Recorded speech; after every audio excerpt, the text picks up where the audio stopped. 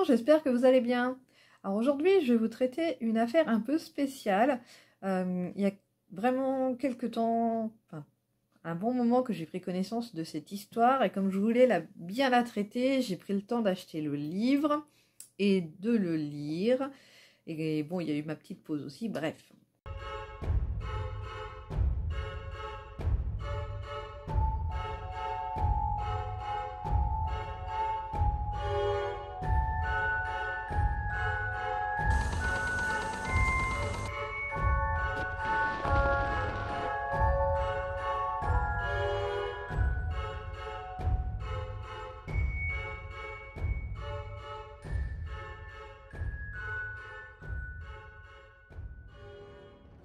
Donc aujourd'hui, je vais vous raconter l'histoire de Martin Pistorius. Alors, un enfant qui vit en Afrique du Sud, à Johannesburg, et jusqu'à l'âge de 12 ans, c'est un enfant qui avait une vie totalement normale. Il allait à l'école, il avait ses parents, il avait un frère et une sœur. Voilà. Enfin, la vie complètement normale d'un petit garçon de 12 ans. Alors, c'était quelqu'un de très actif, il aimait faire du sport, il s'intéressait à l'informatique. Il avait vraiment énormément de projets. Jusqu'à un jour, il rentre chez lui de l'école et avec un vraiment gros mal de gorge. Et à partir de ce jour, en fait, son état de santé s'est complètement dégradé. Sa mère l'a fait consulter par plusieurs docteurs et au fil du temps, il a commencé à perdre ses capacités moteurs, à ne plus pouvoir marcher. Voilà, c'était vraiment très compliqué. Et les médecins, dans un premier temps, ont dit que c'était peut-être une méningite ou alors également la tuberculose, mais il n'y avait pas vraiment de diagnostic. Et puis, peu à peu, Martin est tombé dans un état végétatif. Et là, les médecins ont dit, bon, ça sert à rien qu'on garde Martin à l'hôpital. De toute façon, il n'a pas beaucoup de temps à vivre. Donc, ramenez-le chez vous. Et puis, voilà qu'au final, Martin, il n'est pas mort. Et il était donc dans un état végétatif. Et il est resté comme ça pendant 4 ans. Alors pendant ces 4 ans, ses parents s'occupaient de lui. Au bout de 2 ans, il a commencé à aller dans une maison de soins la journée puisque ses parents travaillaient. Et principalement, son père s'occupait de lui la nuit. Il a d'ailleurs raconté qu'il se levait toutes les 2 heures pour retourner son fils dans son lit afin qu'il n'attrape pas d'escar. Et voilà, c'était principalement son père qui s'occupait de Martin. Sa mère était complètement désespérée de voir son fils dans cet état-là et ne comprenait pas pourquoi son père s'obstinait à vouloir garder à la maison Martin alors qu'elle aurait préféré le voir en institut car elle ne supportait pas de voir son fils dans cet état-là. Mais au bout de 4 ans, figurez-vous que Martin a commencé à reprendre connaissance.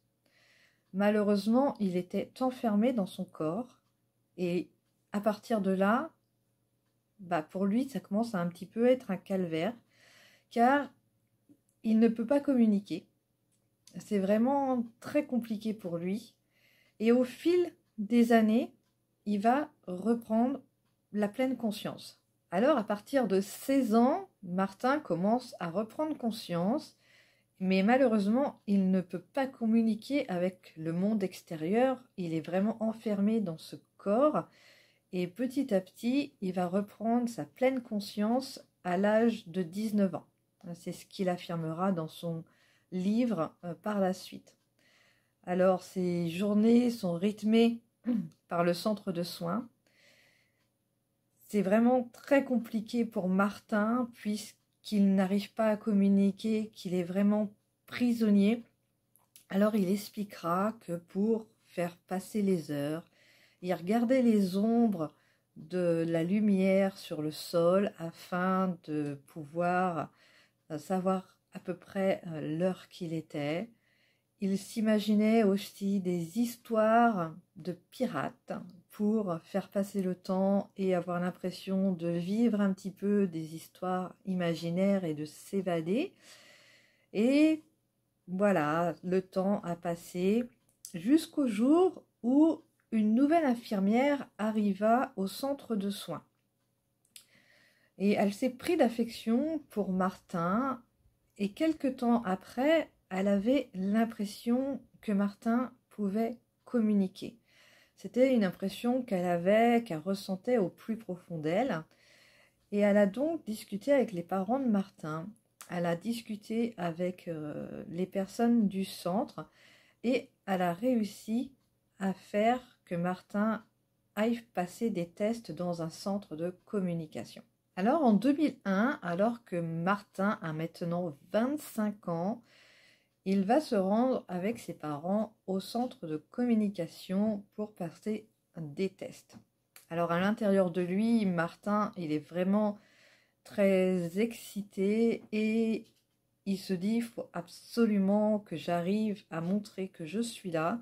Il dira qu'il se sentait un peu comme Mohamed Ali qui allait entrer sur un ring de boxe. Enfin voilà, pour lui, c'était la seule solution, c'était maintenant ou jamais que tout allait se jouer, qu'il fallait absolument qu'on découvre qu'il était bien là, bien conscient de ce qui se passait et qu'il fallait absolument qu'il sorte de ce mutisme. Il n'en pouvait plus de cette vie enfermée dans ce corps où il entendait tout, où il ressentait tout. Il a vraiment entendu des choses qui, par la suite, il pardonnera car il comprendra ce qui s'était passé. Enfin, il comprendra le désespoir de sa maman car un jour il l'a entendu dire qu'elle préférerait qu'il soit mort que d'être dans cet état-là. Mais ce qu'elle ne savait pas, c'est qu'à cette époque-là, Martin entendait toutes ces discussions. Voilà, Martin était vraiment là et tout se jouait à ce moment-là. Il fallait qu'il réussisse à tout prix les tests. Alors on lui a présenté des cartes. On lui a montré des cartes sur une table et il fallait en fait qu'il fixe les cartes avec ses yeux. Et il y a réussi. On a donc découvert que Martin pouvait communiquer. À partir de ce jour, ça a été une renaissance pour lui, même si c'était très très compliqué. Sa maman, à cette période-là, donc s'est énormément occupée de lui.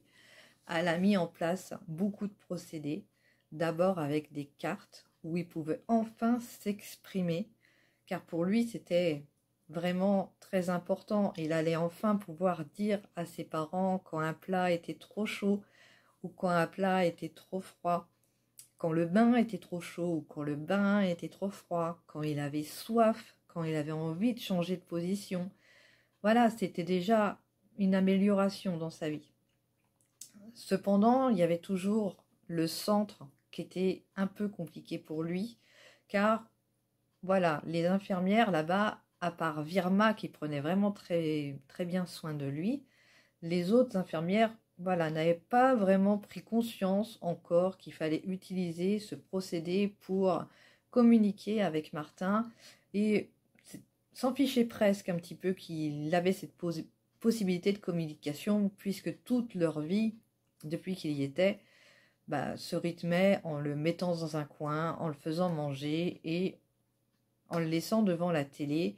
Une émission d'ailleurs qui dira par la suite qu'il détestait. Enfin voilà, mais bon, au niveau de la famille, déjà, petit à petit, il y a eu une nette amélioration et ensuite, ils ont mis en place un ordinateur pour qu'il puisse communiquer. Là encore, c'est sa maman qui s'en est occupée car elle s'en voulait en fait énormément des paroles qu'elle avait pu dire, d'avoir souhaité que son fils meure alors que maintenant elle savait en fait qu'il était là, même si elle n'était pas encore au courant qu'il avait entendu, mais pour elle c'était une façon de se racheter, de s'occuper énormément de son fils et de l'aider à pouvoir communiquer de plus en plus. Alors Martin a donc eu son ordinateur, sa maman a passé des heures à rentrer énormément de mots à l'intérieur et il pouvait donc communiquer avec ses yeux pour expliquer ses besoins. Avec le temps, il a commencé à retrouver un petit peu l'usage d'une de ses mains à pouvoir bouger un petit peu sa tête. Alors c'était pas non plus des gros mouvements, mais voilà, c'était déjà énorme pour lui. Alors en 2003, Martin va tout le temps au centre tous les jours et voilà, il a fait déjà énormément de progrès, même s'il a toujours besoin de son ordinateur pour communiquer. Mais là, il y a un jour, au centre de soins, ils ont un problème informatique. Et comme Virma, c'est que Martin aime beaucoup tout ce qui est informatique, via communication, elle va lui demander de l'aide. Et ils vont s'apercevoir que Martin est très doué en informatique, donc ça va arriver une première fois. Et une autre fois, il va y avoir aussi des problèmes de boîte mail, ils vont lui redemander conseil. Et à partir de ce moment-là, ils vont se dire que finalement, Martin peut apporter un peu d'utilité et peut les aider. Donc, ils vont lui proposer à cette époque-là de travailler un jour par semaine au centre de soins au niveau des ordinateurs.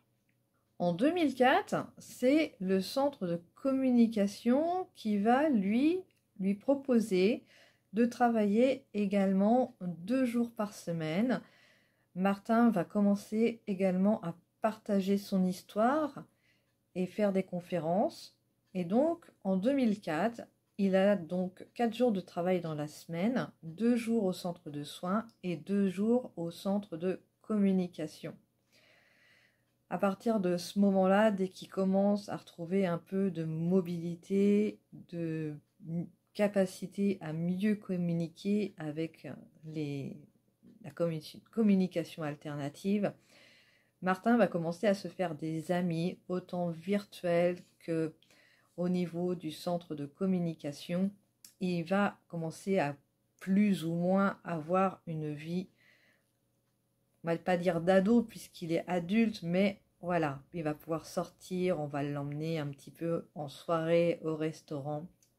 Enfin, sa vie change complètement entre toutes ces années où il s'est senti complètement enfermé, pas entendu. Enfin, voilà, sa vie peu à peu s'est reconstruite. Alors en 2008, via sa sœur qui habite à Londres, il va rencontrer virtuellement dans un premier temps Johanna, qui est une colocataire de sa sœur Kim, et qui, via Facecam, elle va vraiment s'intéresser énormément à Martin, qu'elle trouve drôle. Enfin voilà, c'est vraiment une relation d'amour qui se crée déjà via Internet. Et ensuite, Johanna et Martin vont se rencontrer et ils vont se marier en 2009. Martin va également déménager à Londres où il habite encore aujourd'hui. Alors Martin continue à faire des conférences, bien entendu, il est toujours paralysé, mais communique toujours via son ordinateur de communication alternative. Et voilà, il a retrouvé la mobilité de ses mains, de sa tête, ce qui lui permet quand même de communiquer beaucoup plus facilement. Et en 2018, via une vidéo avec sa femme, ils vont annoncer qu'ils vont avoir un petit garçon. Alors là encore, c'est beaucoup d'amour qui rentre dans sa vie et il est vraiment très heureux de voir son petit garçon grandir. Il va également écrire un livre, coécrire un livre qui s'appelle Ghost Boy. et c'est vraiment un livre qui est très touchant, et c'est vraiment un livre qui a fait un carton, parce que l'histoire de Martin est juste extraordinaire, même si je souhaite à personne que cela arrive, parce que dans ce livre, il raconte vraiment tout ce qu'il a pu subir également dans les centres de soins où il a vécu, malheureusement. L'été, ses parents le laissaient en vacances dans un autre centre de soins qui n'était pas son centre habituel. Et là-bas, malheureusement, il a subi des sévices sexuels puisqu'il ne pouvait pas bouger ni communiquer. Ben voilà, des infirmières se permettaient d'abuser de lui. Alors franchement, je n'arrive pas à comprendre. Je ne comprends pas que des personnes peuvent se permettre ça. C'est complètement inimaginable pour moi, et voilà, enfin, je pense que vous allez être outrés aussi par cela. Il y a également des infirmières qui, elles, maltraitaient, le maltraitaient en lui faisant mal, ou même lorsqu'il mangeait, si c'était beaucoup trop chaud, elle le forçait à manger. S'il recrachait ou qu'il vomissait, elle lui refaisait manger son vomi. Enfin voilà, c'est vraiment très, très poignant, ces passages dans le livre où qu'il explique toute cette souffrance qu'il a pu subir, alors que on pensait qu'il était vraiment dans un état d'inconscience, et finalement il était prisonnier de son corps, il ne pouvait rien dire, et il subissait. Il subissait, et ça c'est juste horrible en fait. C'est juste horrible à lire. Ça m'a fait pleurer tellement c'est insoutenable. Enfin, voilà. C'est l'histoire de Martin. Aujourd'hui, il est développeur, designer web indépendant et donc écrivain. Et il continue à vivre sa petite vie donc en Angleterre, entouré de sa femme et de son fils. Malgré tout, c'est, je trouve, une magnifique histoire, même si elle est également très triste, car se dire que il a été enfermé aussi longtemps dans un corps en étant conscient de ce qui s'y passait, il a vraiment repris conscience 4 ans après sa maladie, car il a pu resituer des événements qu'il avait entendus, comme la mort de Diana, comme le 11 septembre. Enfin voilà, c'était vraiment... il a pu resituer tous ces événements-là, donc il y avait vraiment toutes les preuves qu'il était conscient. Et c'est vraiment très triste, mais quelque part, c'est beau qu'il ait réussi à se faire entendre, à faire voir qu'il était bien là, bien vivant. Et en fait, c'est vraiment un combattant, et je trouve ça vraiment une histoire extraordinaire que j'avais envie de vous faire partager depuis très longtemps, mais je voulais essayer d'en parler le mieux possible. Alors là, vraiment, c'est vraiment, on va dire, très résumé, mais je vous conseille, si cette histoire a pu un petit peu vous intéresser, de lire son livre qui s'appelle Ghost Boy, ou en français Le garçon fantôme. Et vous verrez vraiment l'histoire de Martin sous un œil complètement différent, car il raconte énormément de passages de sa vie qu'il a vécu tout en n'étant pas là, et en pensant que les gens, enfin, et alors que les gens pensaient qu'il n'était pas là.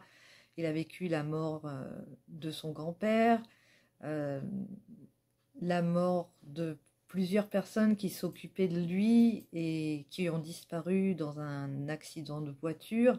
Donc c'est vraiment des choses qui l'ont affecté pendant tout ce temps-là.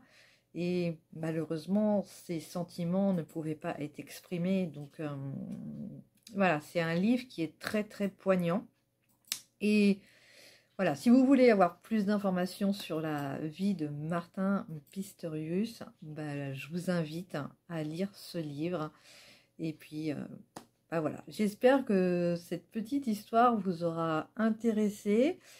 Et bah, je vous souhaite de très belles journées.